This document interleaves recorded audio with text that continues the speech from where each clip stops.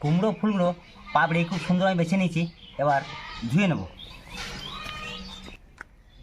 মা বলছে কুমড়ো ফুলের পকোড়া বানাবেন, তাই মামাকে বললো যে ফুলটা কুচি কুচি করে কেটে নাও। আমি কুচি কুচি করে নেব। মা যদি পকোড়া বানাবে, বেসন দিয়ে দিয়েছি থালার মধ্যে। এখন একটু চাল গুঁড়ি দেবো, স্বাদ মতো লবণ,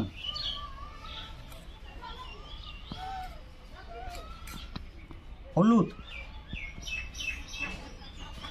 কালো জিরে। এবার এটাকে আমি মিশ্রণ করে নেব। একটু একটু করে জল দিয়ে আমি বেসন আর চাল গুঁড়ি মেশাবো।